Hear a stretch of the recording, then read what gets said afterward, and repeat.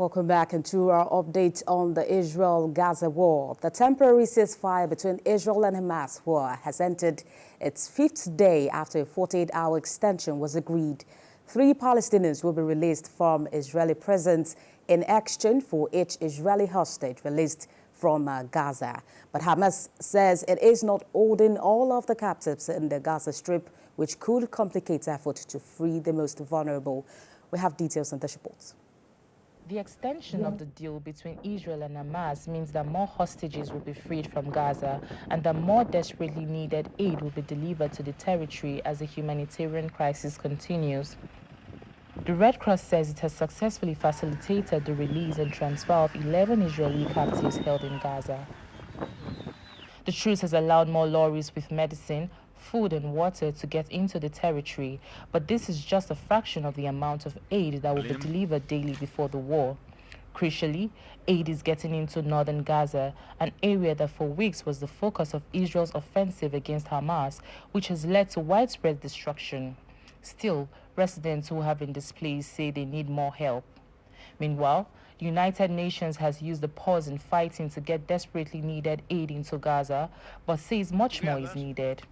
United Nations Secretary General Antonio Guterres is also pushing for a full humanitarian ceasefire between Israel and Palestinian militants Hamas instead of a temporary truce, as a humanitarian catastrophe in Gaza is getting worse by the day. The United States is sending 3 military aircraft to Egypt to bring vital humanitarian aid for civilians in Gaza during the truce, senior U.S. officials have said. The first plane bringing medical items, food aid, and winter gear will land in North Sinai on Tuesday, and the other 2 will arrive in coming days, the officials said in a briefing call on Monday.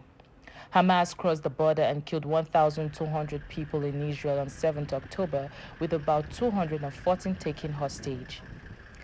Since then, Gaza's Hamas-run health ministry says more than 14,500 people have been killed in Israel's retaliatory campaign.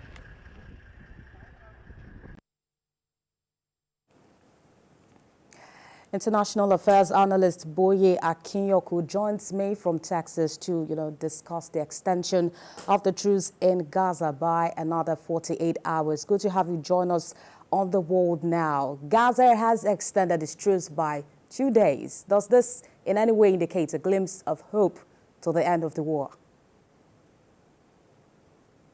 Good afternoon, everyone. Yes, that's good news for the people that have hostages held in Gaza, and for the people living in Gaza also, because this pause will allow humanitarian aid to get into Gaza.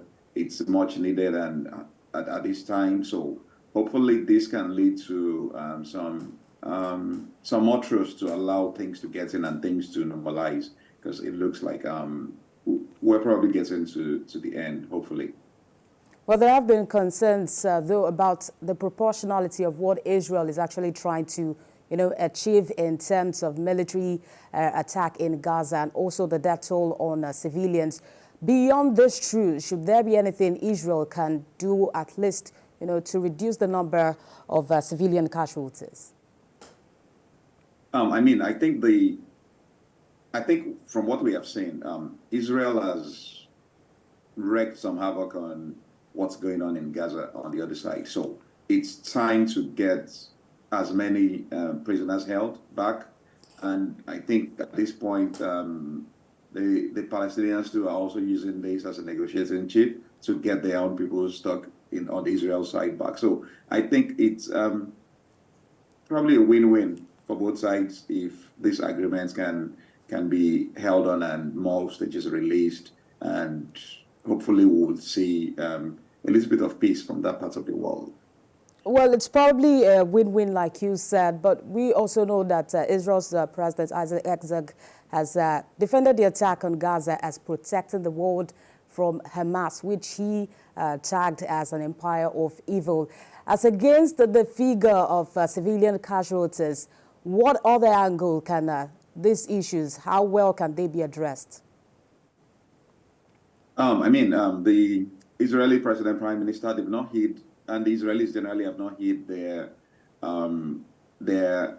trying to get Hamas out of the Gaza Strip. So it looks like it's just been an opportunity they've been looking for after the October 7 attack, and that's why there was so much firepower on Hamas. So Israel will still, from what we've been hearing, we still want to do everything to take out as much of Hamas as they can take. But from what we are seeing right now, the truce might probably will lead to a little bit more common sense on both sides, and we can see a peace for a longer period on that side. Well, what's also your opinion on how the truce process is going? We know that the process is they're actually releasing some hostages according to how vulnerable they are at the time that they are being held hostage. So talk to us about the process. Do you think it's a bit fair to both parties? Yeah, we have seen more Palestinians released than Israelis. So it looks like the ratio they're talking about right now is 3 to 1, 3 Palestinians to 1 Israeli. So it is, it is fair. And also we have to look at it that one of the key cornerstones today is getting aid into Gaza. It's winter period, it's cold, the winter gears, medications, vaccinations, potable water, and all those are the things. So yeah, I think it's fair. Let's also talk about the role of international bodies in bringing an end to this war. How well have they fared?